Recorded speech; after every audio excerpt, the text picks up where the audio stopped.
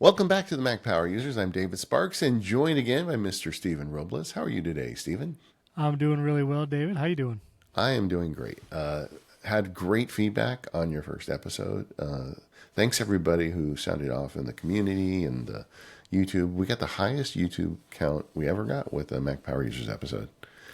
Thanks everybody for being so kind too in the forums and in the comments, and it's a real pleasure to be here and excited to now nerd out. We can start nerding out about stuff. Yeah. Now we know about Stephen. Now we can get nerdy with Stephen. And but you're right. Something you're going to learn, Stephen, is the Mac Power Users audience is the greatest audience in all of Podcastathon.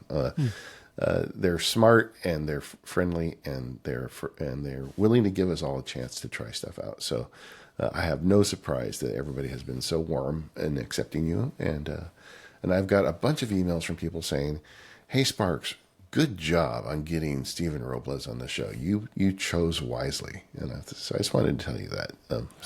Lots of nice feedback. Well, thank you very much. All right. This week we want to talk about menu bars. This kind of grew out of one of our warm-up calls and recordings we did. At some point when you and I were kind of going through the process of getting to know each other, I shared my screen. And at that point, I'm going to excuse myself here. I'm going to lead the excuse here. I had been in the process of working with Bartender, and I was trying to figure out what I was going to do for menu bar management. At that point, basically, I had menu bar items across my entire top of my Pro display. And Steven saw my screen. He's like, "What is going on in your menu bar?" And as we spoke last week, Pro Display XDR is a big screen. And so yes. I saw multiple calendar menu bar items. I said, "David, what's happening here?" Yeah, I had two of them up at that time. I had them all stretched across. And he said, the way he said it, it was, I don't know, I think it was a little bit of outrage and a little bit like laughter. And I'm like, okay, this is a show. We're going to talk about our menu bars because we haven't done it on Mac Power Users for years. And mine has changed a lot. Never even seen yours, Stephen. So it's time, gang, to strap in and talk about menu bars. Before we get started, though, in the More Power Users segment, we're going to be talking about a little experiment I'm doing. During the show last week, Stephen talked about his clicky keyboard, and I talked about how I can never seem to get him to work. So I decided this week to really throw my weight into an experiment to make a clicky keyboard work. So I 3D printed something. I changed a bunch of macros.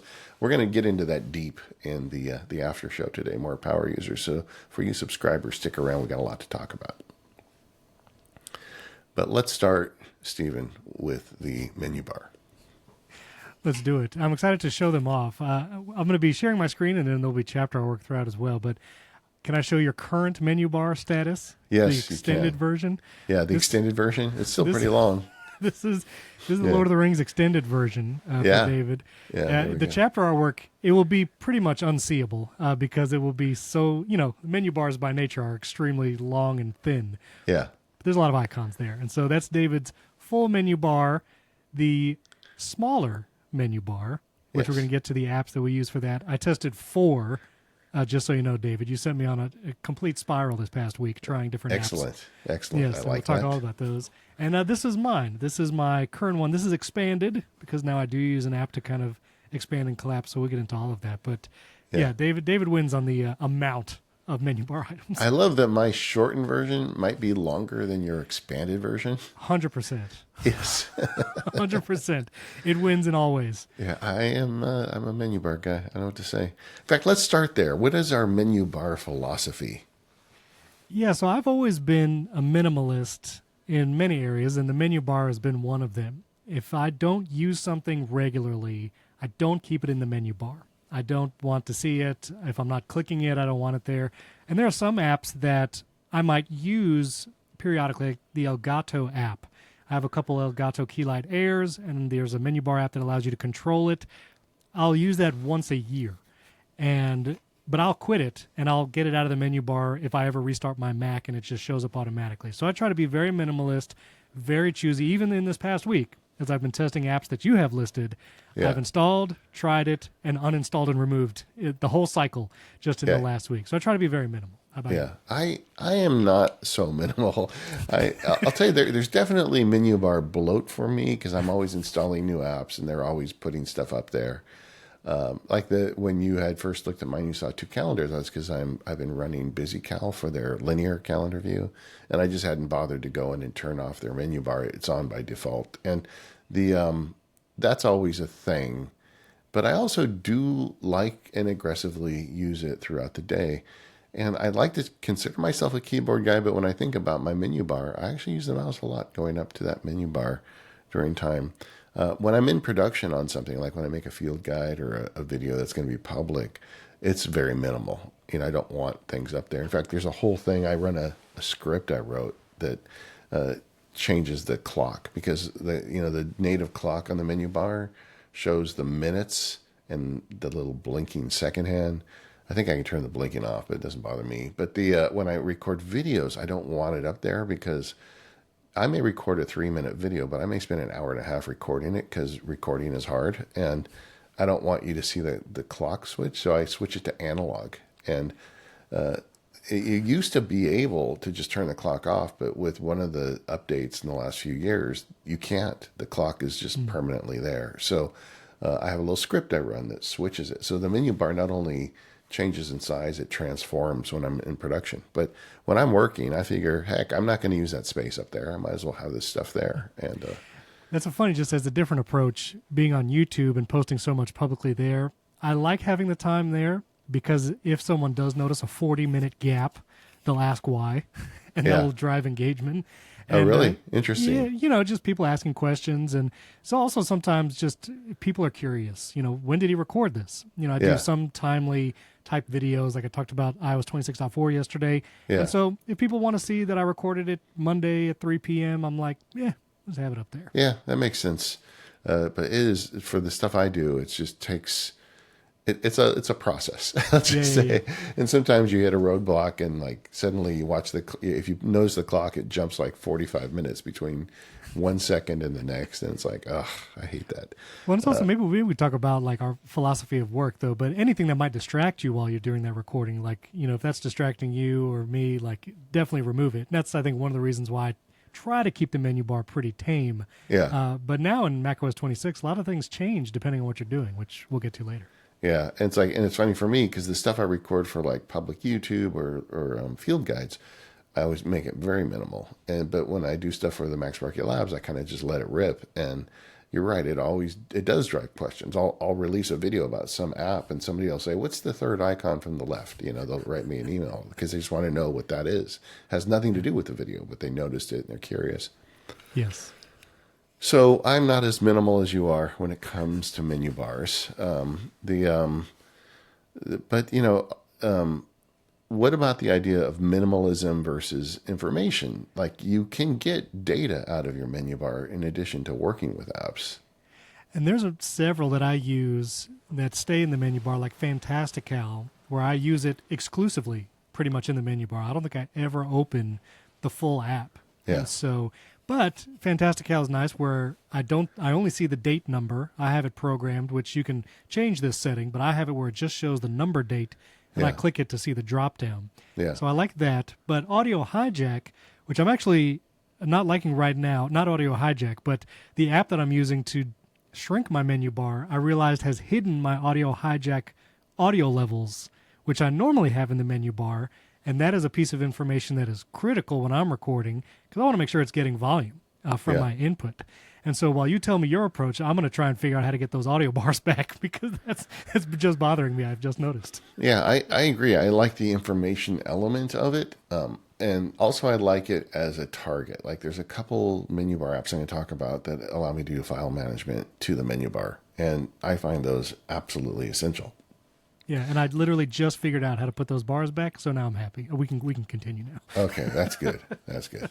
But I want to talk about Fantastical for a second, because I love that it gives me my upcoming appointment and how far away it is. And so you hide that. You just show the icon. Well, it helps that I never leave the house. You know what I mean? Yeah, there you go. There you go. And like, you can use your Apple Watch. There's a lot of ways to get yourself what's going on. But as I'm sitting here at my Mac, multiple times a day, I will glance up at it, because I also do a lot of block scheduling. So I'll be like, okay, I'm going to write the newsletter today at 2 p.m. And then I look up at my menu bar. It says, in a half hour, you're supposed to write the newsletter. Well, finish what you're doing so you get there. And that helps me get through the day. And that's something I've always been on the fence about, doing the time blocking in the calendar. It's something I don't do, so I only in my Fantastical see actual events. So if I open Fantastical right now in the menu bar, I see MPU. Like, that's literally all I have for today. Now, I did other things, and I've not worked out, do I want to have an event for, like, make an Instagram reel? I'm not sure, but that's interesting.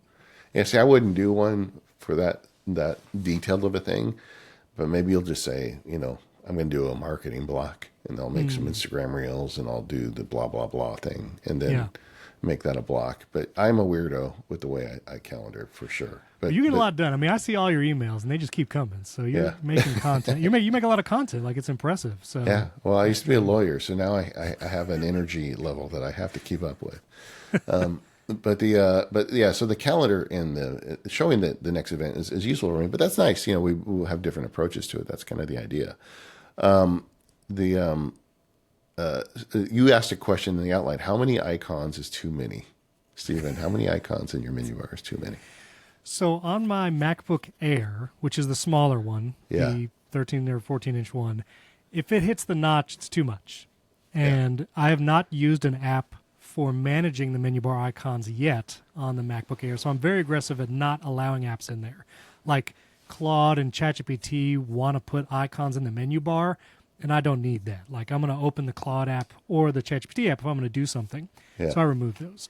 On my studio display, it's a very arbitrary feeling, but I'll say it's about 1/3. Like, I don't want my icons hitting 50% over on the menu bar, or even 40%. So 1/3 is like the max feeling. Otherwise, it just feels crowded, personally. Yeah. But do you have any upper limit, David? I do, actually. And on the laptop, we're in agreement. I am personally frustrated with Apple with the way they've managed that notch. Menu bar items can go under the notch without you knowing it. And that is ridiculous. Why? Yes. Why didn't somebody at Apple figure out how to just move it to the other side of the notch, other than hide it under something that the user can't see? It feels bush league to me, and it's been going on for a couple of years, and that's the reason why there's a bunch of apps there that make a second level menu bar. And there's some apps, I don't know if you've used any, but will try to actually expand the notch to give it more use, as in like drop zones or information, basically like make it a dynamic island from iPhone. Yeah. I don't prefer those. Have you ever tried any of those? No, I'm not a fan of that either. Yeah. But because of the situation with the notch, I too agree that you should do your best to keep your menu bar on the right side of the notch entirely. Because and for instance, Fantastical on my laptop does not show the next appointment because there's just not enough room, and like you just have to like pare down. And so I'm actually pretty conservative on the laptop because I just don't want to go looking for something and it not be there because it's under a section of the screen that's not visible to the user. I just can't get over that. Anyway. Well, and especially when there's some utilities that you have to interact with it in the menu bar to either quit it or access the settings. Yes. Or it's just not really visible in the dock, especially if they have an option to hide the dock icon, something like Fantastical. Yeah. And so you might do a command space, start typing an app, and click return to open it, but you can't see it because it's hidden under the notch. Especially like, and if you get too close to the notch and you install a new app, and you want to try it, and you're like, where's the app? And I don't know if you've done this, I found myself going to Activity Monitor to just see, is it even in memory? Oh, yeah, it is. Right. Oh, it must be under the notch. So then you have, it's just like, it's nuts. So I'm pretty conservative on the laptop. On the desktop, though, I'm ready to let it rip. I don't want to go so far that I need something that's under a menu item from an app. Right. But the way I look at it, I paid for all these pixels. I might as well use them. So I go back and forth on whether I even need like a monitoring app or a management app for them. I could just let them all be up there because then it's one less click for me to get to them. But I go back and forth, and we're going to talk in a minute about my menu bar management app, and because that's the whole thing with menu bars, you got to figure out how you're going to manage them. Yeah, I'm curious to hear the bartender saga you're going to talk about, because I was tangentially aware of it, but I never got into bartender specifically. But I've now tried Hidden Bar, Barbee, and BuhoBar in the last week, and so I got lots of thoughts. I listed a bunch of them. We got links in the show notes. There's a bunch of these apps. Bartender was the first it wasn't the first menu bar management app, but it was the first really good one. And it they added a bunch of features over time. Like for screencasting, I could have different setups, or I could have, this is the one that menu bar I have when I'm recording versus this is the one that I have when I'm just doing work. And of course, the recording one is much more conservative. So that's really cool. And I think they were the first app to make a second row, which addressed the notch problem for a lot of people. And there's so many features. Like he had the ability to search it. And it was kind of like the go-to app for a long time. And if you're a Setapp subscriber, you've already got it for free. You can download it. It's really nice. But then it got weird for a minute because they sold the company, but they didn't really talk about it. So it got new ownership. And then they put some monitoring software in it, which was, I think, just for bug reporting. It wasn't anything nefarious. But everybody got, their hackles up over that. And then everybody kind of just said, well, Bartender's no good anymore. I don't think that's true. I think it's a good app still. I really like it. But a lot of people were looking for alternatives. So in that space, a bunch of alternatives popped up. And so my point is, don't be angry at Bartender. The companies get sold all the time. The new developer seems like they're actively developing and supporting it. They just put it, I think it's version 6 came out recently. So if you like Bartender, use Bartender. Don't feel bad. But there's other apps out there now too. Yeah, and that's what I've been experimenting with this week. And so are you ready to reveal do you use Bartender now, or do you use a different one? No, I've been on a journey, but one of the big ones that is a contender with Bartender is Ice. Did you play with that one? That's the only one I didn't. Okay. Well, let me talk about that one for a minute. Please. Yeah. So Ice is open source, although I think I paid for it this week. I think I paid like $10 for it. Maybe they've got it on a model now where you can pay for it. But it's very similar to Bartender. It has show on hover. It has hidden apps. It has a second row. It's nice because it's open source. So I think there's a lot more, knowledge in the community of what they're doing with the app. People are still feeling stung by that Bartender sell where, again, I feel like that was a little over dramatized. But Ice if you're looking for an alternative Bartender with the Bartender-like features, I think Ice is the app you would want to check out. Okay, well, I was tempted by Ice, but I went instead to Hidden Bar first. One, because it's free. Yeah. Two, because it's actually in the App Store. Yeah. And as we may talk about, one of the things about menu bar apps is it does require things like special permissions in the privacy and security and the accessibility settings of your Mac. Yeah. So the fact that it was in the App Store, I felt more comfortable, like, let's just try it and see. So being free, letting you try it, it is very simple, but it does exactly what you would hope. It'll hide your menu bar icons, and then it will expand them when you click, and that's pretty much it. You move the icons on either side of the little bar that's in the menu bar, whether you want it hidden or not. And it worked fine. There were some other features in the alternatives that I tried later that I found I actually prefer, but Hidden Bar is a great option. Well, that's where I am currently, to tell you, to share my journey. So I used Bartender. I tried Ice. I'm like, yeah, that's nice, but I really don't need that many features. And I really like the simplicity of Hidden Bar. So it's got a little lesser than symbol. Basically, you click on that and it gives you the expanded version. You can hold down the command key and drag apps freely from left to right across that divide, and that's how you shrink it. So if I want to record, I can just drag a few over and I'm good. It's not quite as easy in terms of daily use as something like Bartender or Ice, but it's really easy in use of just moving things around. You don't have to go into a bunch of settings and play with things. Gotcha.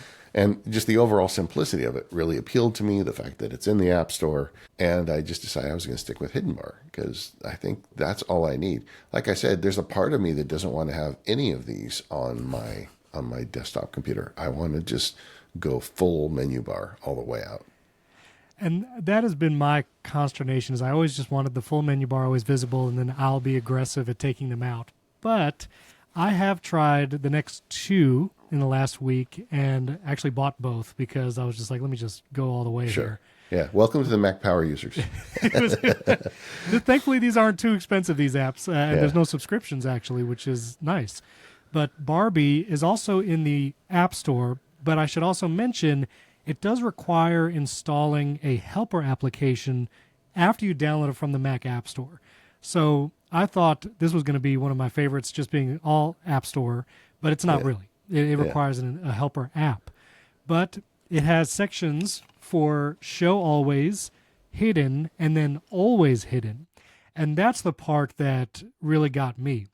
This is a feature that Hidden Bar didn't have, where you can just put some menu bar items just in the always hidden section. And now you might ask, why don't you just take it out of the menu bar?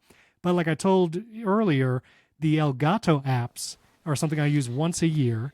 I don't even want to see it when I expand my menu bar, but I do want it just there if I ever need it, that once a year. And so that always hidden section is actually interesting to me, and I'm going to continue to try it out. I also like that Barbee and BuhoBar, which we'll talk about next, they let you customize the little symbol in the menu bar where the hidden icons are. Yeah. So hidden bar is like, I think it's a bar or maybe an arrow. Yeah. And Barbee lets it be like 3 dots. It can be a plus star type icon, which is what I did, which kind of looks like Gemini, but it's fine. Yeah. And so that's how I kind of like some of those options. It's a $13 lifetime purchase, which is pretty good. $14 and you can own it for life. And so I think I've stuck with Barbee after trying most of them this week, but it's a good option. Yeah, and you'll get that feature also with Bartender and Ice, where you can change the little icon to expand it. Okay. Yeah. And then the last one I tried was BuhoBar. This one was interesting. It's $16, a little more expensive for 3 Macs, or $8 one-time purchase for 1 Mac. So a little bit of difference like licensing there. It has a lot of the same features as Barbee. You can do the floating menu bar extended, or just keep it in the menu bar when you expand the apps. You can customize it how you want with the little symbol on what to expand.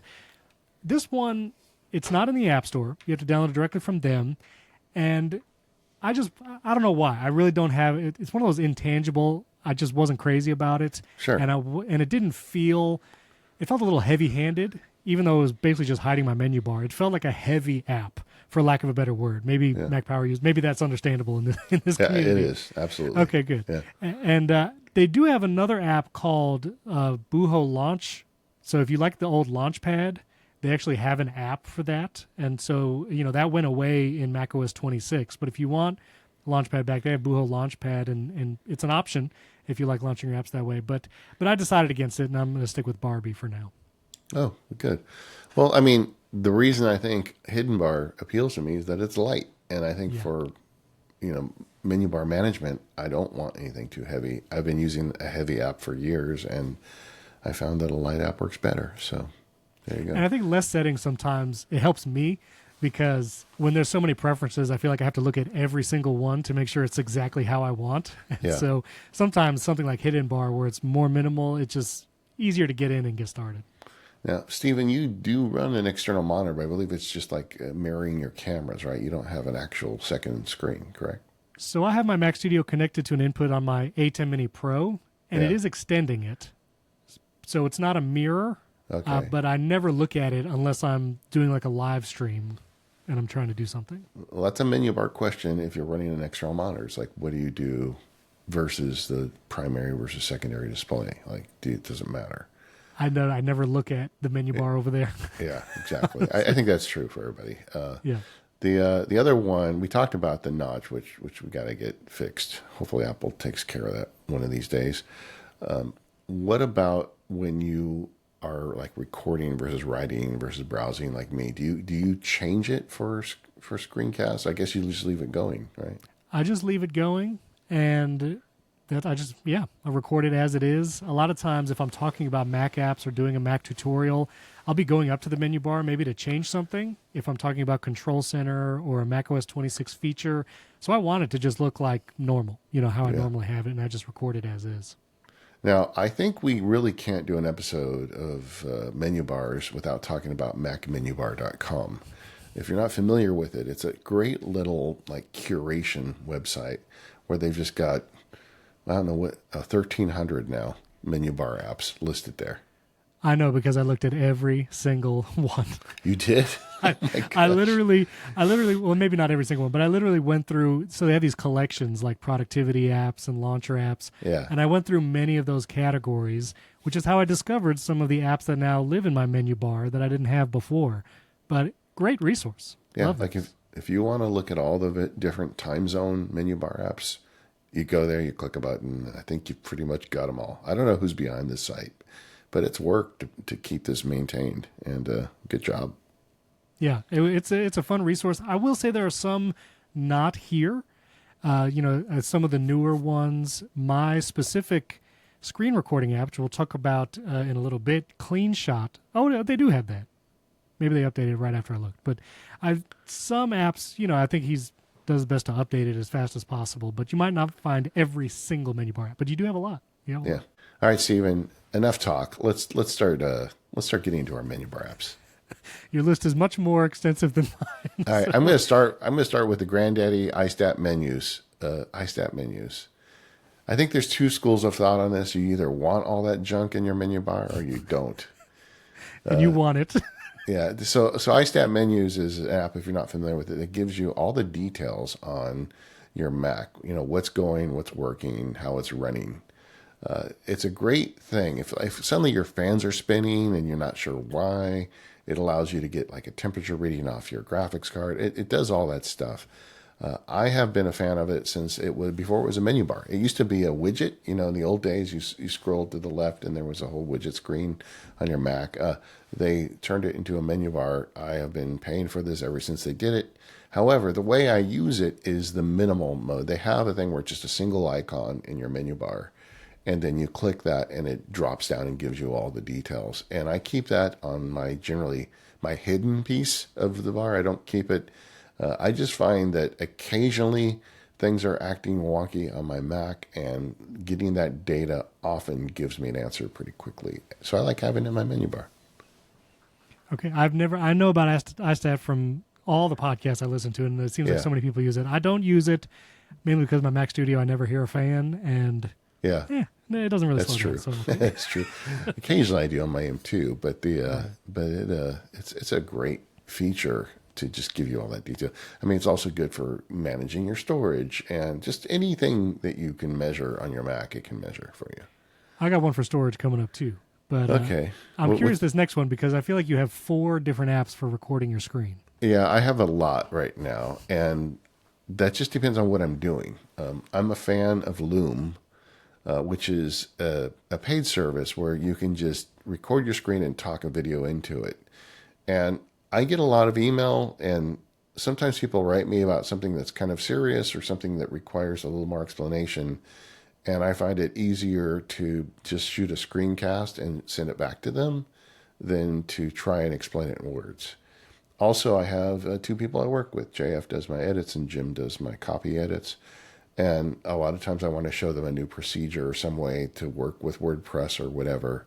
And I will just record a video using Loom and walk them through it. And the advantage of Loom is it immediately uploads the video to the server. It gets you a link so they can click the link. They can save the link. So if Jim comes back to this and does it in 3 months and says, I forget, how did he want that done? He can just watch the video again. And it's very good for communications with like team members and extended explanations.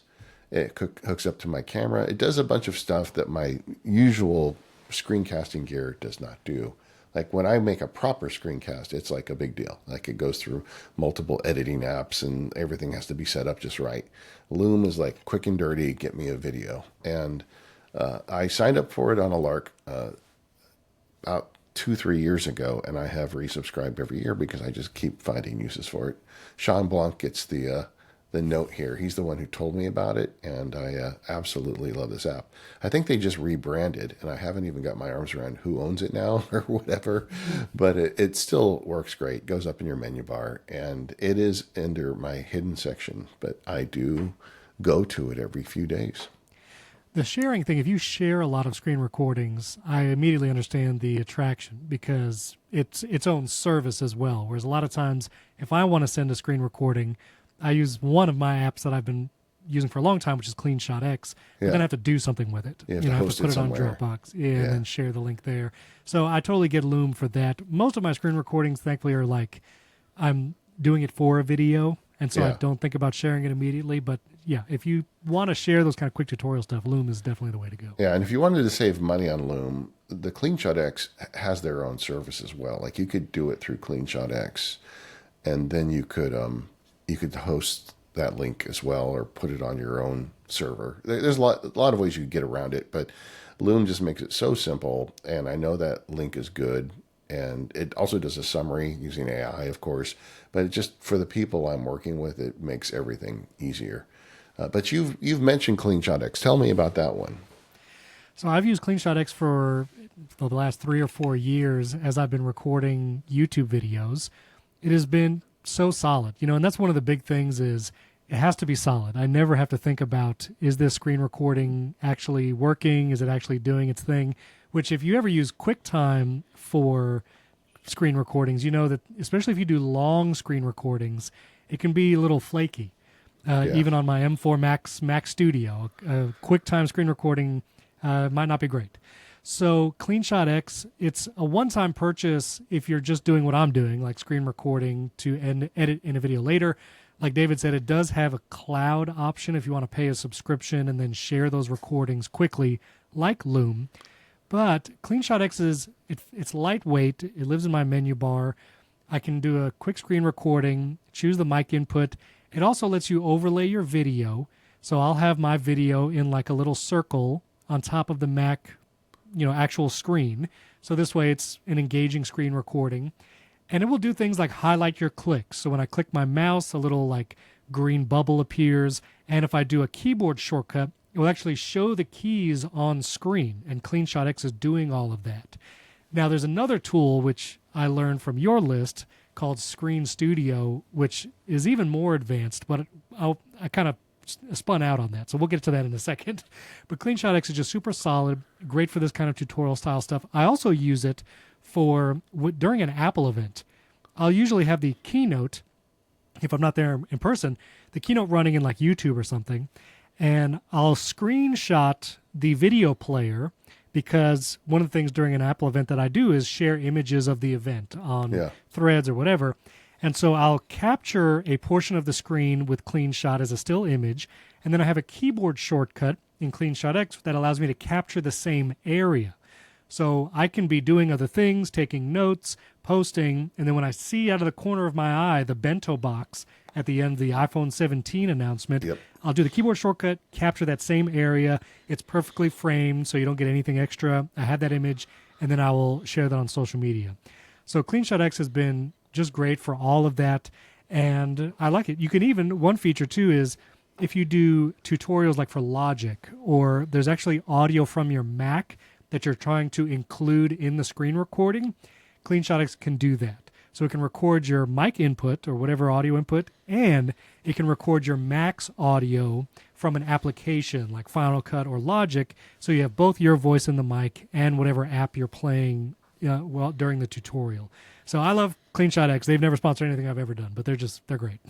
Yeah, I have fallen into the CleanShot X bucket as well. For the years, I would refuse to. When it first started, I was like, oh, CleanShot X. I'm like, I don't need that. I'm so good at the native ones. I knew all the features. I knew all the tricks. I'm like, what could it do that this doesn't do? And I think Mike Hurley told me, no, you got to just do it. So I tried it, and like a week later, I like native what? CleanShot X does everything. I love the history. I love the way it has annotation tools. Again, I use that constantly when people email me with a question. I'll take a quick clean shot, draw an arrow on it, drop it in the email, and then off it goes. Just very useful for just about anything you want to do. And that one is also in my menu bar, but it is hidden because I've kind of mastered the keyboard shortcuts on it. Yeah. And can we talk about Screen Studio maybe, since it's in the same vein? Yeah, I guess. Let's do that. So you hadn't been aware of Screen Studio until this week. I had not. You put your list very early last week after we recorded the last episode, and so I combed through and I saw Screen Studio and I said, well, I have to try this. Yeah. And I have many thoughts on it, but tell me, what do you use this for? Yeah, it is an app. Really, it's not really a menu bar app. It's my recording tool for recording screencasts. So a lot of the stuff I do, like when you make your YouTube videos, I know a lot of times you just put a camera above and shoot the phone using it. Right. And a lot of the stuff I do is more where I directly record the screen, especially on Mac and also to a lesser extent on iPad and iPhone. But I used for years an app called ScreenFlow, which was just a great app, but it felt like they kind of abandoned it. They weren't really updating it. But it was kind of an all-in-one app. It did everything. You recorded, you edited, you could spit out a final YouTube video or production screencast out of it just fine. But I was unhappy with kind of the direction of the application, so I started looking at alternatives, and Screen Studio rose to the top for me. It's not as good as ScreenFlow at doing everything, but the recording part is very good at, and it gives you separate access to the various pieces.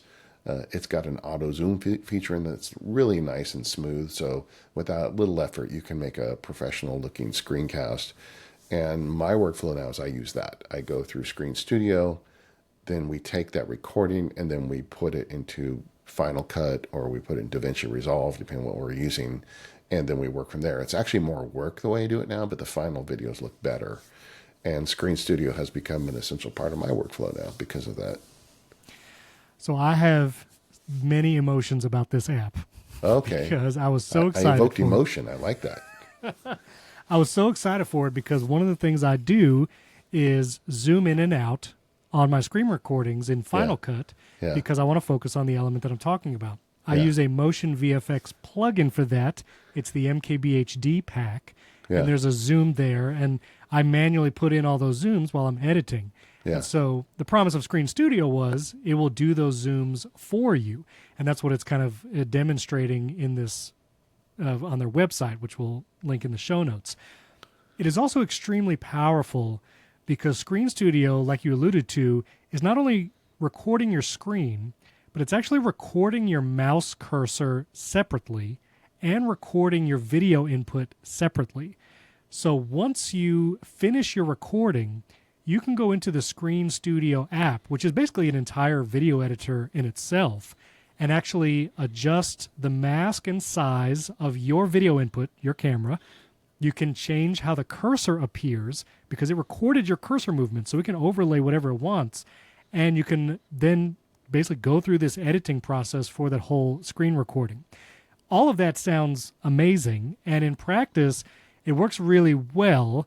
It's a little aggressive on some of the zooms, and that is what I ran into. I recorded an entire video with it. It was super solid. I recorded everything fine. I was able to customize my video and mask it into a circle, which is great. But the zooms, I didn't even adjust anything in the screen editor, the Screen Studio editor. I just exported it. I said, let me just see what it gives me all by itself. Yeah. And I learned that my habit when I'm doing a screen recording is I will click on something and then I'll talk about it for a second while I'm assuming the video will be focused on it. And with Screen Studio, when you click on something, it zooms in automatically, and then after a few seconds, it zooms back out, unless you click on something else. And I realized in my process, all the automatic zooms are too fast. Because it would click on the menu bar or it would click on a shortcut and then it would zoom back out, where I'm actually talking about what I want to be zoomed in. Now, in the Screen Studio editor, you can increase the length of those zooms and actually make it how you want so it stays focused on a specific thing. Yeah. But what I then had to do was, okay, the zooms were too fast. Let me just do it manually. I had to go back into Screen Studio, turn off all the zooms, and then export it again. And that process is lengthy. And that was another thing where with CleanShot X, because it's all baked in, your video overlaid on the screen recording and the mouse, it's not having to put together the cursor, your video, and the screen. CleanShot X is just one-time deal. It's all baked in. So it's ready to import as a file as soon as you're done recording. Whereas Screen Studio, the export process took about 20 minutes on my M4 Max Mac Studio on about an hour-long screen recording.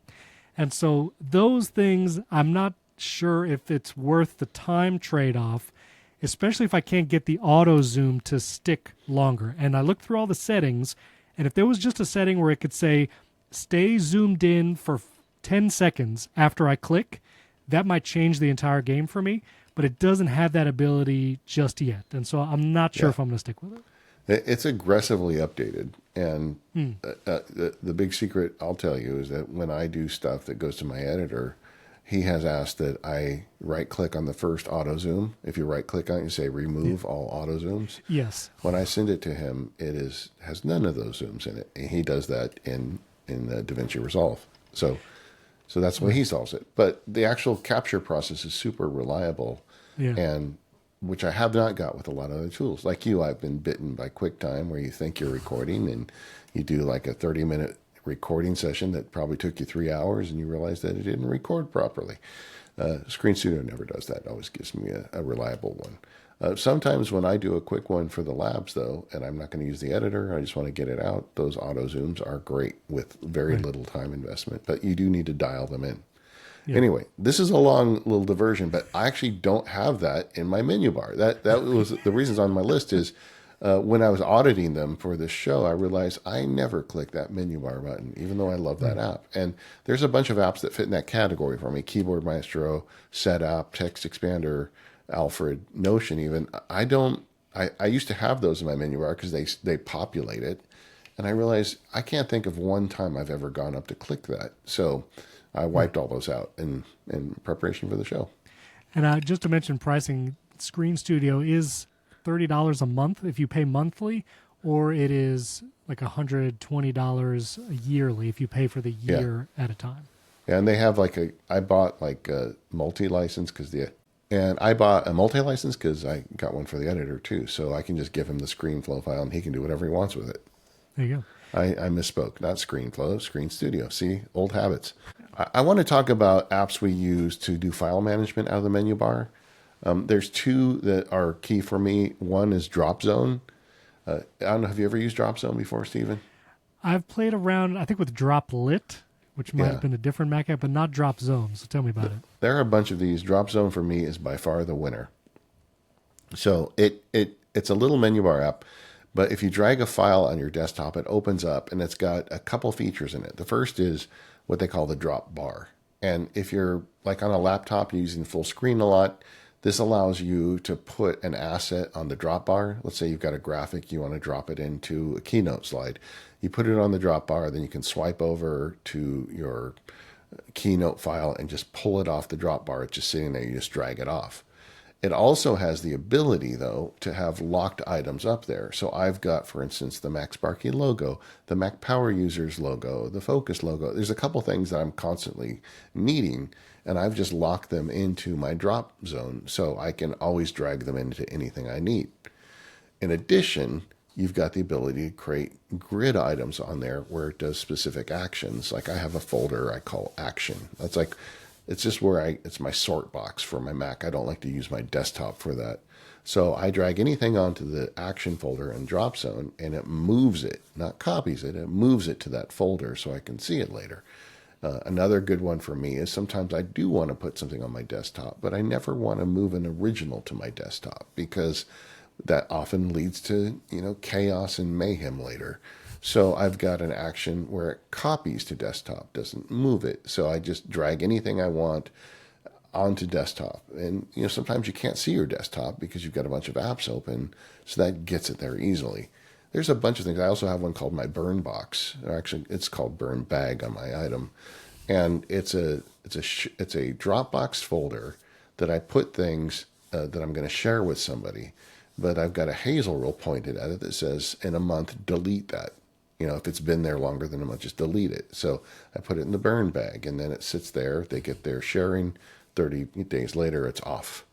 So I've got a bunch of little, cool actions I've done with it. The third thing it does is it has its own built-in actions. Like you can connect it to a YouTube downloader, an URL shortener, just a bunch of little, utility tools. But I love this app. I use it all the time. He might have cost me more money here, David, because I've been using a folder on my desktop just called Working. Yeah. And I'm typically a nothing on my desktop kind of person, but I've just had a lot of random stuff. I don't want to store it long term, but I want to keep it for a while. So I throw it in this folder that's just called Working on my desktop. But now I've made me move that folder elsewhere and just use Dropzone to quickly copy or move stuff there. Yeah, you will find more uses for it. Like Yeah. the little thing where you can have saved logos and just drag them in, super useful. Like if you use stuff like in your YouTube videos repeatedly. Right. Now the companion app for me there is DEVOnthink, and DEVOnthink is my main like storage filing cabinet. And DEVOnthink's menu bar icon is great because it allows you to put it specifically somewhere on your DEVOnthink. So I have different databases for MacSparky versus personal, and so if I know I'm going to just file it, I just put it in DEVOnthink. But there's a trick here. The built-in DEVOnthink menu bar is the full word DEVOnthink, which I get the marketing, good on you guys, but sure. I don't like that. And if you go into settings, they've got a setting say just use the icon. Okay. So you can shrink it down to just a little Devon shell. And yeah. But those two go together for me. I feel like if you're going to do file management there, those are two excellent apps. I have heard the words DEVOnthink just in the ether for the last couple of years, and it seems intimidating. I don't know why. I've never actually jumped into it, but maybe I have to try it. It's a great app, and a lot of listeners are real deep into DEVOnthink because it gives you a lot of features. I don't want to get into today. Maybe we'll do a show together on that. But okay. One of the things I really love about it is it gives you a reliable link to a file. Like if you want to link to a file in the Finder, that is not trivial, whereas DEVOnthink just handles it for you. I actually started using another app in your list specifically for that use case, which was Supercharge, but I'll let you get to that. Well, why don't we talk about that right now? All right, perfect. Supercharge. Yeah, tell me about it, because I did not know about it. It's from a great developer. I'm not sure how to pronounce his name, so forgive me, but Sindre Sorhus? Yeah. Is that close? I hope so. I want to get him on Mac Power Users. I've actually reached out to him.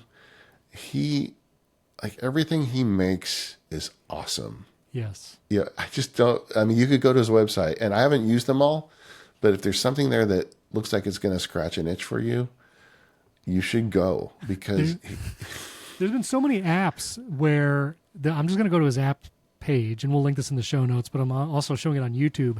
I used his AI Actions and the Shortcut Actions app for years, and I had no idea it was the same developer. Yeah. And then I keep hearing about random apps, and I'll look for it, and I'm like, oh, it's him again. Yeah, exactly. And there's he also has an AI-powered audio transcription app that works in shortcuts, which is actually better than the built-in transcription. Actually, he builds so much great stuff. It's wild. It's like every time he hits a little problem, he just makes another app, you know? And Supercharge to me is the ultimate iteration of this guy because it solves a million little problems. I've made 3 different MacSparky Labs videos about this app over the years because he keeps adding to it. And I don't know if you looked at this, Stephen, but as a shortcuts guy, open up the Shortcuts app on your Mac and look for Supercharge. It adds a bunch of really useful actions to shortcuts. I didn't even realize that was there. I had a listener tell me about it. But there's just so much going on with this thing. It allows you to do a bunch of system tweaks. Like if you want to use the Windows feature where Command C copies, Command V pastes, and moves. It duplicates Windows features. You want, if you hit Command W to close window by accident, you can turn that off. If you there's just a bunch of stuff in here, and it's just a list of little features you can do to make your Mac run better. And what's wild is, so it can live in the menu bar, and you have a bunch of commands there.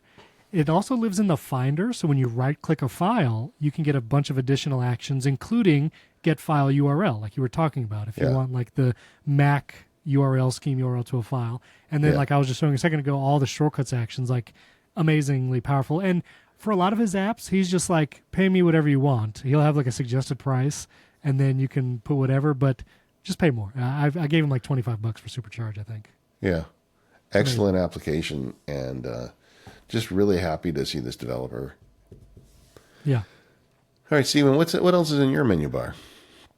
All right. Well, you had Audio Hijack in your list. Of course, it's on my list. I mean, Audio Hijack is the way to record audio. I basically just use it in the menu bar because I have all my sessions saved, and then I will go up to the menu bar, click start on a session, and then also in the menu bar, I get the audio levels, and I'm off and rolling. And then I'll stop it from the menu bar as well. And Audio Hijack also has great shortcuts action, so I'll program that to my Stream Deck, and I can run the sessions that way as well. I'm sure your audience knows about Audio Hijack, but that's a big one for me. I have lots of shortcuts, as we might talk about how you can customize the control center.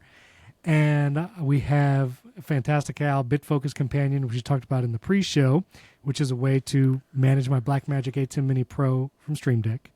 And one I actually got from your list, and I'd be curious how you use it as well, but Itsy Home. Itsy Home is a great app. It's in the App Store, and you can basically control your smart home from your menu bar.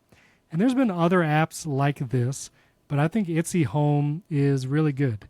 And also, you can break out your HomeKit secure video cameras from the actual other controls in the menu bar. So I actually have my smart home controls in one menu bar now, including scenes, and I have my HomeKit secure video cameras as a little camera icon, and I can click that and get a live view of all my HomeKit secure video cameras right in my menu bar, which is awesome, and I love it. So you use Home Control Menu?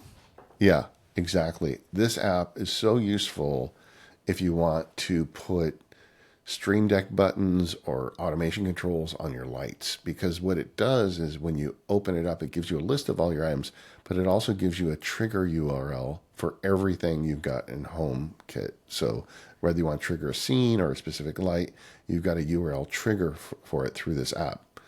And so you just leave it running, and then if you got a Stream Deck button, you want to say, turn on the studio lights. You just copy the URL, make it a URL action on your Stream Deck, you push a button, off you go. You can also combine it with Keyboard Maestro or just anything where you can trigger a URL. And it's very clever for automation.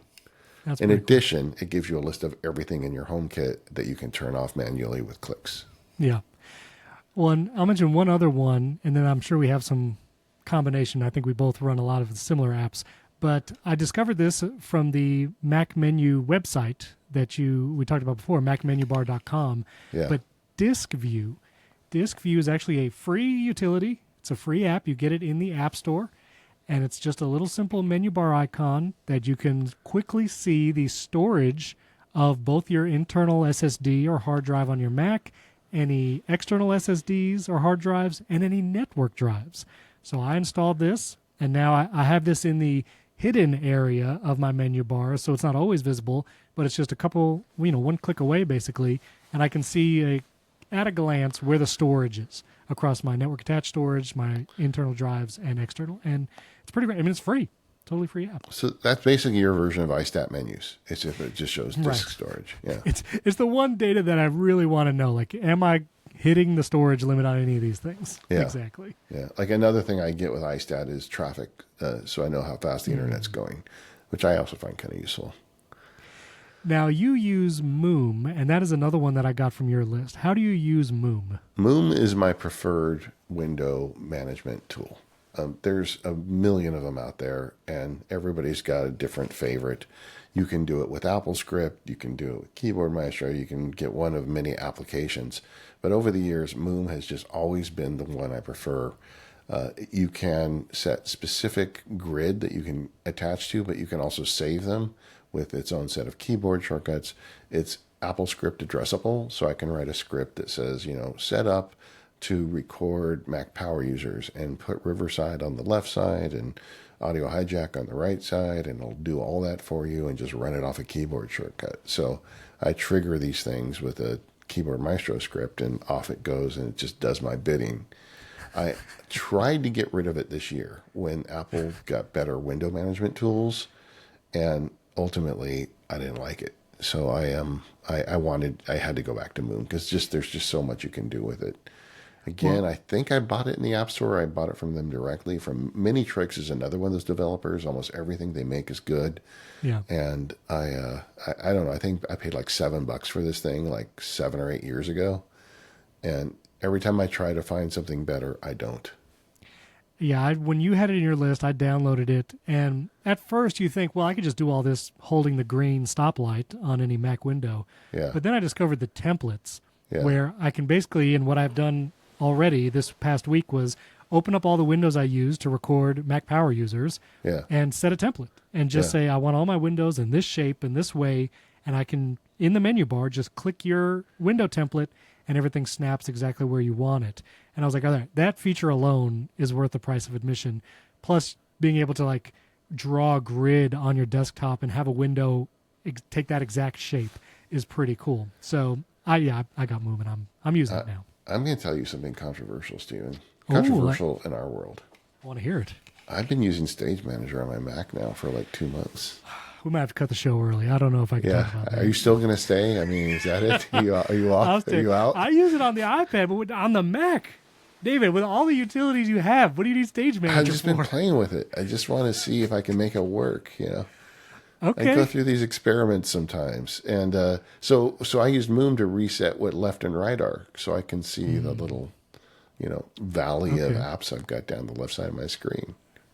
The Valley of Apps. That needs to be the episode title when we talk about Stage Manager. Yeah. Because that'll have to be a whole episode. Honestly, I was not a Stage Manager user or believer on iPad since it launched until recently. Yeah. And I do really like Stage Manager on iPad, and I've honestly not given it a full shot on macOS. So listeners in the forums, comment on YouTube. If Stage Manager is good on Mac, please convince me. I'll try. I could try. I'll tell you what. I don't hate it. I'm not sure that I'll be sticking with it. Rousing endorsement. Well, I don't hate it. in the past I did. I tried it in the past in like 3 hours and I was out. But I've got it kind of a setup. But generally what I do is I use different spaces and I have them dedicated to different work modes and I just swipe through them all day. Yeah. But I've been trying to work basically on one screen with this. And I don't know that will last forever, but it's I'm doing it. But the point is, with Moom, you can change settings like what is a left screen for you. Does it go all the way to the left, or maybe it goes a couple inches shy of the left? And you can do all that with Moom. Well, I have another question for you. I need to know what you use for a clipboard manager, because you probably have 8 apps that do it right now. I do. I have so many apps that can do it. Alfred is the one I use. Alfred. Yeah. Now, do you use that as your Spotlight replacement as well? Yeah, exactly. I just love Alfred. I used, what was the, it was the old Spotlight replacement, a Quicksilver.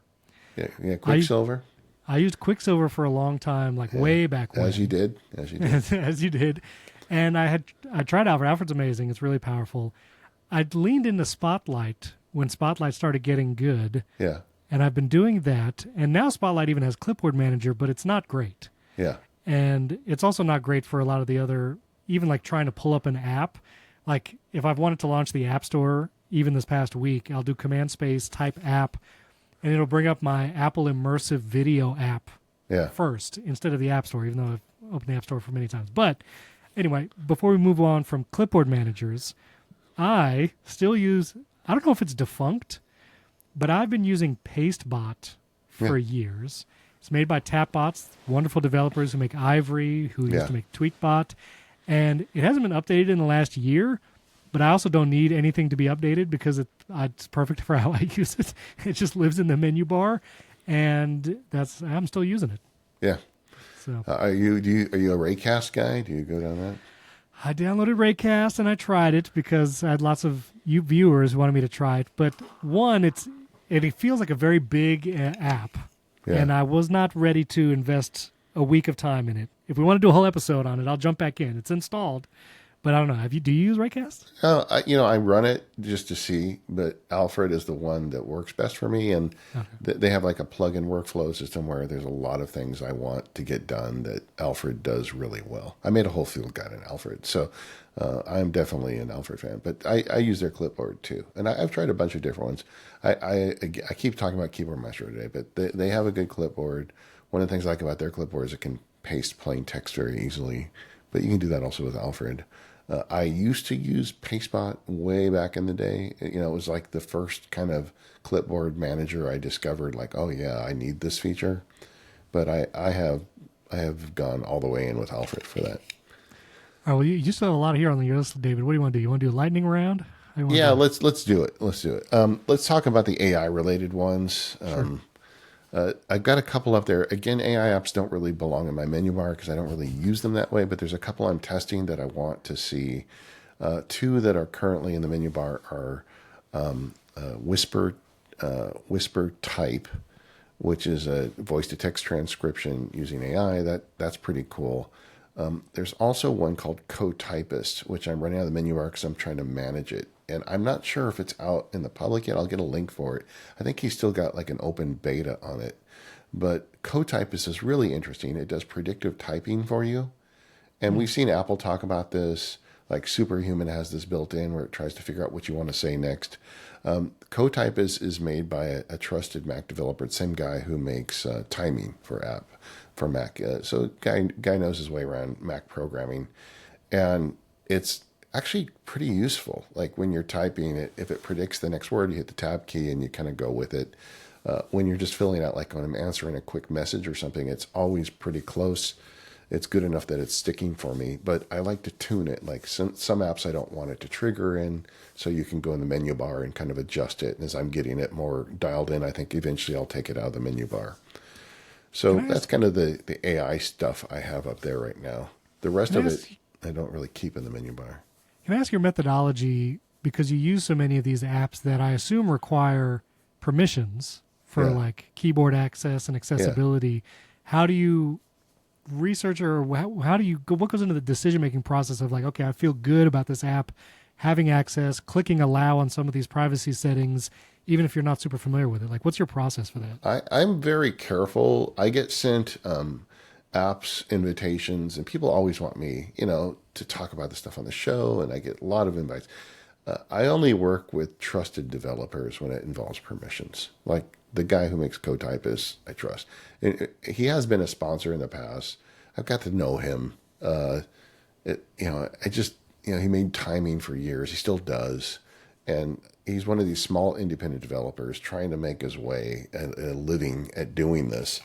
And I feel like, he's a guy I can trust. But I'll tell you, most of the ones that get offered to me, I don't even reply to the emails because I just can't deal with it, And it comes to the whole, like, there's some developers, they send you like, okay, I'll try your app. And then they start nagging you. Well, haven't you written about it? Well, then I have to gently tell them because it sucks or I don't trust them. You don't want me to. Yeah, and so I'm actually really I have a big filter before I let anybody in. But Cotypist I totally trust and I use. And it's kind of a cool feature that adds to your Mac. But it's in the menu bar now just because I'm still tuning it. Some other stuff I'm doing right now is what I would call, backup. So I have Time Machine up there. I do like to manage a Time Machine. I'm always running one, but I also have Backblaze, and I want to make sure that's running. And I just check on it once in a while. It's hidden, but it's available to me. Well, I'm glad you have two backup solutions because I do neither of those. You don't? How do you back up your computer? iCloud Drive. Okay. Okay. We're going to do a backup show. I'm going to, Stephen, you're becoming a personal project to me. Listen, here's the thing. I think I said it on the last episode. I put everything in iCloud Drive, except if it's like a screen recording or an audio file that I'm immediately going to use or edit or send to our awesome editor, Jim, to do like this episode. And so those I don't want syncing to iCloud, but I literally put everything else there. And so iCloud Drive's my backup. Stephen, you have a beautiful family. If something happened at Apple and your iCloud Drive got nuked and you lost all of your pictures. Okay, well, okay. So that's the one area. I do have my iCloud photo library downloaded locally, both on my Mac Studio, and I have a backup on my network attached storage. So my photos, I back up that way. Everything else I could burn in a fire. I am not satisfied. We're going to talk about this more. Put a pin in that. We're coming back to it. I'll add it to our Apple Note. Yeah. Are you? What else? Do you have Claude in your menu bar? Like you have just the Claude app up there? No. Oh, okay. It was in the list. I had to ask. Well, it was just it was stuff that was up there that day. I took a screenshot that day, but it doesn't. I see. It doesn't stay up there. Again, I just think, do I ever use the button? Like right. So a menu bar either gives you information that you refer to, like the weather app. I like to see what the weather is, so I just look at the menu bar. It's there, or does it give you access to utility that you need? Like Audio Hijack is a great example for the two of us because we record a lot. Right. So that's kind of the way I look at it. Another one for me is Parcel. I got Parcel up there because I like to track my deliveries, and that's the place I look for them in the menu. Does bar. it still work with like FedEx and UPS here in the U.S.? Yeah, they have a new version, Parcel 2. I don't really know what all they did, but it gives me access to everything I need. Because I was using the Deliveries app for a long time and stopped because it wouldn't be able to pull UPS and FedEx tracking info anymore. Yeah, I have a UPS. I have somebody in my family ordered friendship bracelet string. Okay. So maybe they're planning another Taylor Swift venture or something. You're not talking about the Friend AI pendant, right? Yeah, I guess. I don't know. Okay, well, I'll try it again because I love having a dedicated delivery tracking app, and delivery was supposed to be an Apple Wallet, but it doesn't work for me. So Parcel has a connection to your Amazon account if you hook it up, and it even auto updates with that. But occasionally that drops. You got to go reauthorize it. Well, you're going to cost me even more money. All right, for a second lightning round, faster lightning round. Let me just tell you all the other stuff I got in there. Okay. So I have screens. I use Screens 5 to VNC into my Macs. So that lives in my menu bar, but now I have it hidden. Like I said, I have Audio Hijack Text Expander. I still have the icon in the menu bar because I go up there to add some expansions. I'd be curious what you use for that. I still have Hazel. I use Hazel in the menu bar, and I love Hazel for all the things, especially for deleting an app that you installed outside the App Store. Hazel cleans up all those files. Sometimes I have Downy in the menu bar to download video content. I have the Stream Deck app, like I said, focus mode indicators, and I think date and time. And then we're going to talk about our Control Center and macOS 26 features in the next chapter here. But any other ones you want to put in the lightning round or questions? Day one, I like to drop down and add a day one journal entry sometimes. Find that really useful in the menu bar. Drafts as well. I am always looking for ways to add quick text capture. Drafts could probably come out of my menu bar because I trigger it with keyboard shortcuts primarily, but I do have it up there still. Grammarly, I've got up there. And again, that's one I just keep on the hidden list, but I use Grammarly, so it's nice to have it if I need to get access to it. Going through... One question, because you said day one. Did you ever try Apple's Journal app? Yeah, and I don't like it. Fair enough. I've been using day one for like 14 years, so I have like thousands of entries in it, and there's a lot of features missing from the Apple Journal entry app. Stephen Hackett, he had said if I could make a shortcut that moved his day one entries to the Apple Journal app, maybe he would consider moving over, but there's not a way that I've found to do that. So yeah, and just the whole thing is with day one, it's so easy to like add a photo and auto date the entry to the photo date, to have multiple journals. I am a big journaling fan, so if you're going to take it serious, just get day one, be done with it. There you go. With the Hazel too, so I use Hazel. I think you use Hazel. How do you decide what Hazel handles file management wise versus one of the other 100 utilities you have over there? Yeah, well, I play with them all, Stephen. That's right. why people come here. They want to hear what's good. But do you ever run into like issues where you told Hazel to do something and another app, and now they're like fighting over the file? I'm pretty careful about it, but Hazel does so much cleanup for me. Like a good example is we record these files, these audio files for this podcast, and it's a massive file.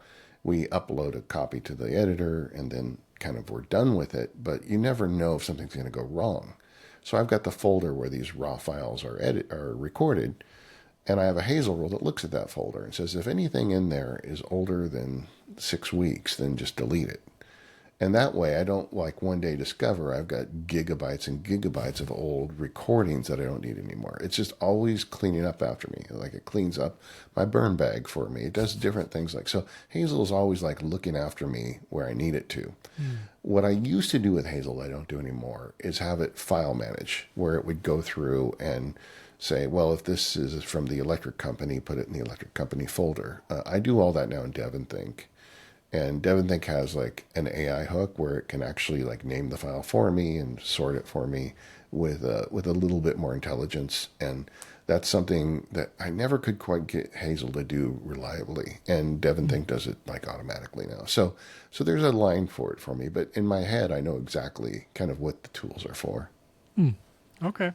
I use Hazel for a couple just simple move files. One day we could talk about my Rube Goldberg machine of how I download videos and put it on my Plex server, but Hazel is a part of that process. It will move files once they get downloaded, and of course the multi-user app sweep for when I delete an application outside the Mac App Store, it looks across my Mac and hopefully downloads all the files associated. So I love, even just for those two things, it's worth it.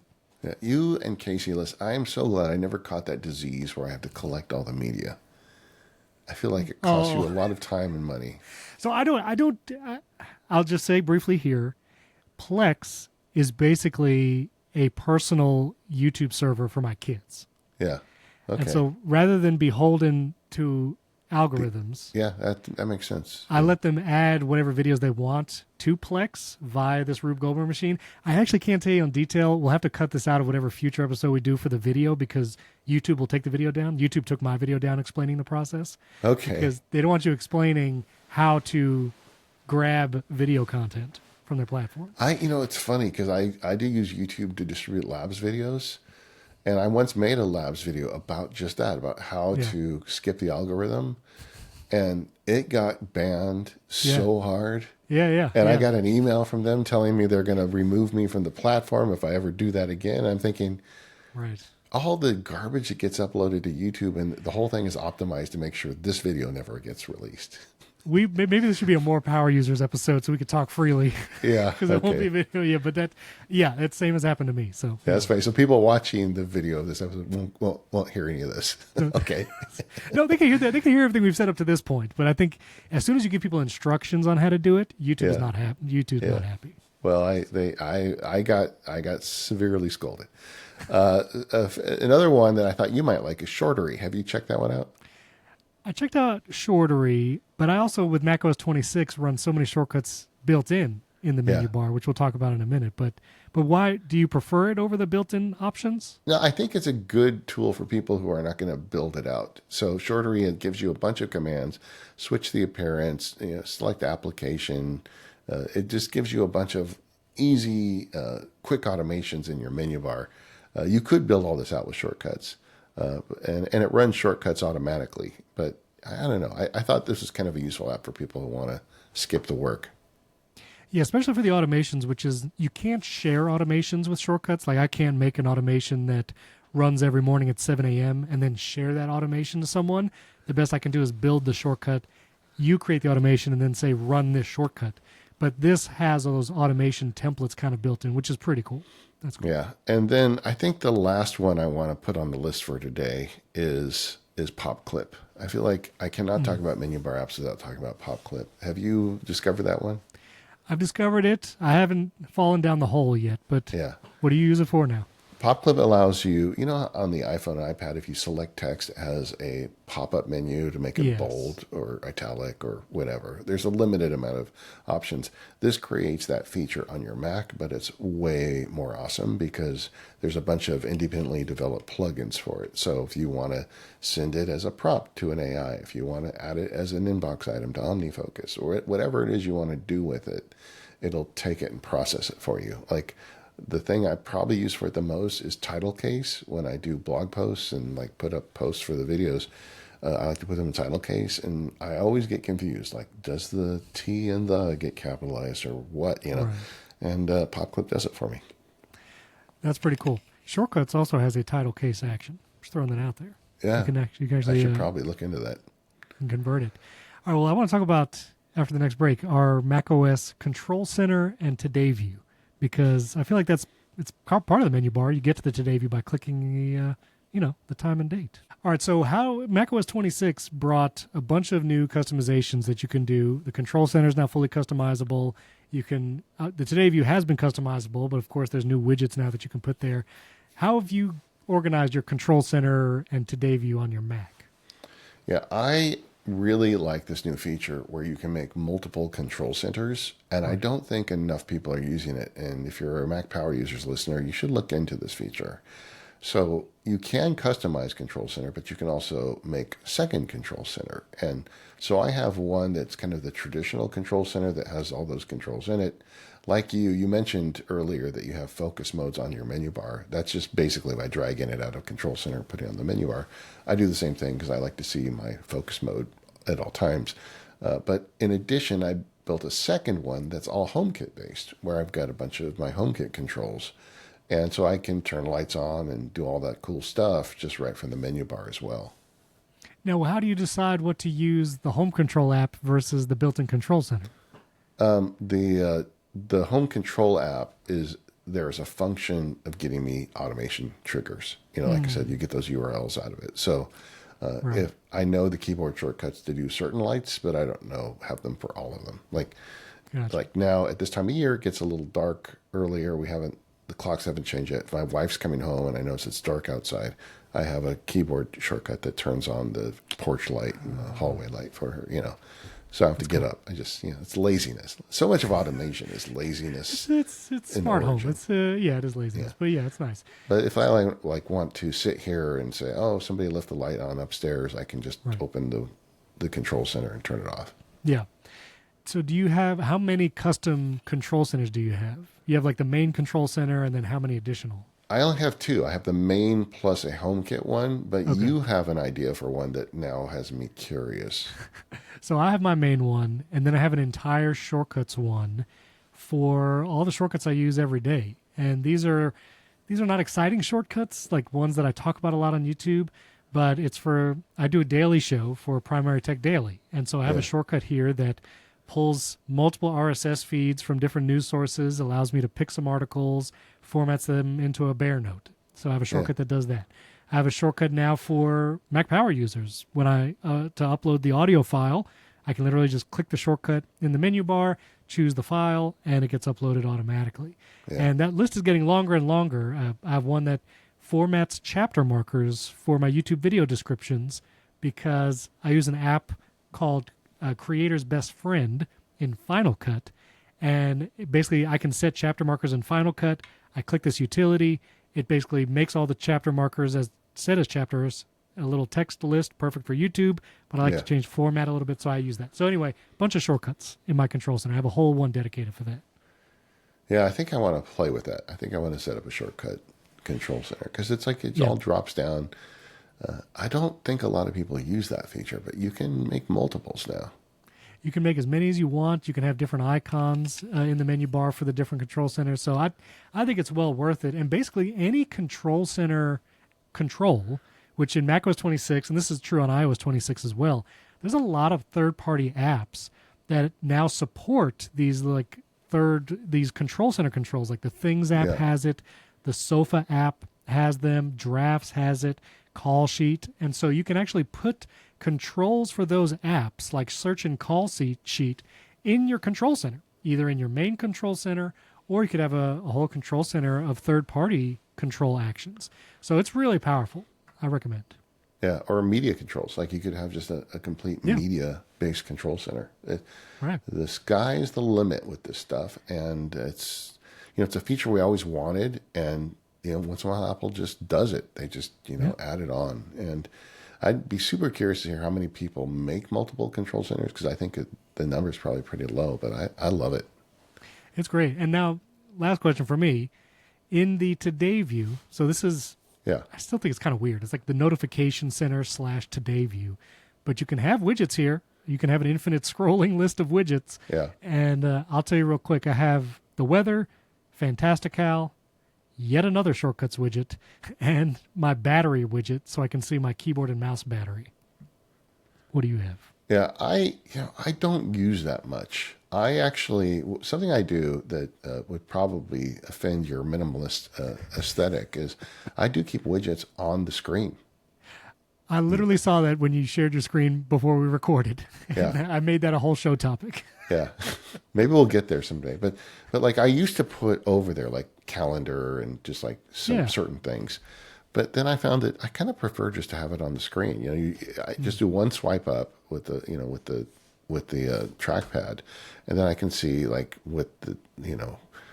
can see the date, I can see the upcoming calendar events, I can see what time sun sets, the battery status on my various items, a better version of the weather.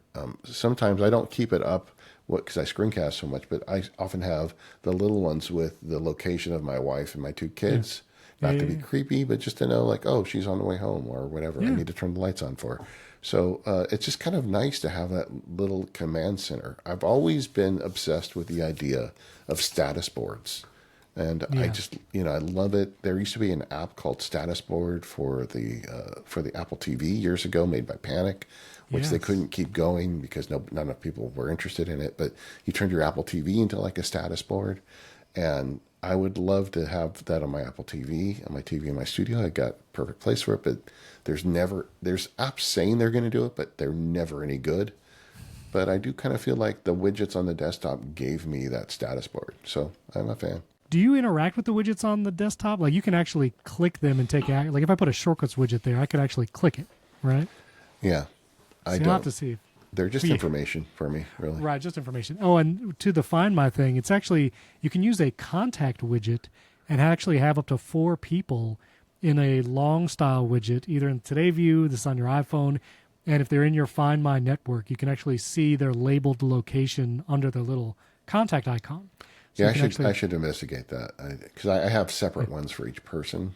Right, which is cool. I mean, you can see the little map, which is nice. Yeah. But you can see at a glance. And the last thing I'll say is when it comes to the menu bar, when it comes to adjusting your camera settings and screen recording settings, Apple actually added a bunch of features here in, macOS, whatever it was before 26, and then 26, I think it was 15 or, anyway. Yeah. Like the blurring your background. You can actually use a virtual background now. You can adjust center stage. The issue is those controls only appear when you're using the recording, when you actually have a camera active or a microphone active. And now, because we're in the middle of recording, I can click up there and I get like audio hijack as an option, and then I have the web browser. Yeah. And in the web browser, I have like Portrait, Studio Light, Edge Light, which is a new macOS 26 feature. These are actually all great features, but the discoverability is almost zero because usually, especially someone who's maybe not a power user, they're never going to know those controls are there. And when they actually would be there, they've already started recording something. Yeah. And now they're probably not going to pay attention to what's going on in the menu bar. And it's difficult sometimes helping someone else troubleshoot how to turn off center stage. You have to be like, well, make sure your camera's on. You have to, open FaceTime or something, and then it'll appear. So I feel like Apple should have some kind of options there to like make those controls more accessible, even if you're not in the middle of recording in the future. They do stand out. Apple puts a colored background on them, so you'll see. They do. There's also one for audio recording, but it also can be a source of pain. Like I recently recorded several videos and then sent them to the editor, and everything looked like I had a halo around me. And I'm thinking, I spent all this money on these cameras, and what the heck's going on? And sure enough, somewhere in that screen setting in the menu bar, it turned on like its own portrait mode. Right. And gave me the kind of the blurry edge around my head. And you got to, if something looks funny in your camera, it's probably in that same menu bar. And the issue is it's not a universal setting, so you can't like go into system settings and say disable portrait mode for everything. Yeah. It's actually a per app. So if you record in Chrome for one thing, and then you go over to the Zoom app and do a different thing, portrait mode and center stage may be toggled differently for those two apps. And there's no way to just say like, turn it off everywhere. So that would be a nice macOS 27 feature, maybe when that comes. All right, Steven, it's time to count the bodies. How many apps did you add? I know you tried some that I recommended and deleted a bunch of them. Like what made the cut at the end of the day? What have you added now to your rotation?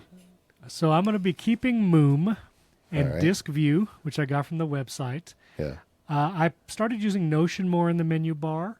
I'm using the Etsy Home, which I don't know if you told me that or if I discovered it, but I'm using that now more often. Yeah. And Screen Studio, it's on the fence. I have to decide whether I want to keep it or not. I really like the features. I just have to figure out how it works into my workflow. And then, I bought I bought Barbee and I bought BuhoBar. Yeah. And so, you cost me all that. BuhoBar, excuse me. You cost me probably about $50. That's good for a host. That's about what you spend. That's a good investment. Every episode, like we want to come to the audience with some knowledge of these apps, and there's a lot of licenses I bought that, like Ice, I paid for. I'm not going to use that now. I think this little short menu bar app is probably just fine for me. I'll tell you the one I got from you. Because I obviously I came to the game with a lot more than you on this one, but I really like this idea of a separate shortcuts control center, and I want to start building that out. So that's on my list. All right, well, that's fun. I'm glad I could at least influence one thing in that menu bar. It was pretty full. It was pretty full. It is. It needs to shorten, but again, I just don't care. They're just a bunch of pixels across the top of the screen. So long as I don't get so far that I can't find what I need, then I got a problem. It's that Pro Display XDR. That's the thing. You just got too much real estate. It spoils you. But also, I know what they all are. Like, if you look at your menu bar and you see an app and you have no idea what it is, then it probably doesn't belong in your menu bar. That's when you know you got a problem. That's a problem. Yeah. What is that? Yeah. But apps do that to you when you install new apps. It's just like notifications on the iPhone. You install a new app, suddenly you get all these notifications. You install a new Mac app, and suddenly you got new stuff in your menu bar. We got to talk about notifications. That's on our list for one day. There should be a special circle in hell for developers that put something in your menu bar but don't give you a switch to turn it off. That is true. I wasn't sure if I'd be with you when you started that sentence, but yeah, I agree. I really hate that. I will uninstall a useful app because it puts something in my menu bar, but it doesn't let me turn it off. 100%. I'm with you on that. Yep. All right. We are the Mac Power Users. You can find us at relay.fm/MPU. We'd love you to come join membership. We have big plans for membership, and so come join. Check it out. Join the club. Today in More Power Users, the ad-free extended version of the show, we're going to be talking about this whole thing I'm doing with a keyboard, and I made a keyboard tomb. We're going to talk about that. So that'll be fun. Thank you for our sponsors today, Insta360, Ecamm, 1Password, and HTTP Bot. We appreciate the support. We'll see you next time.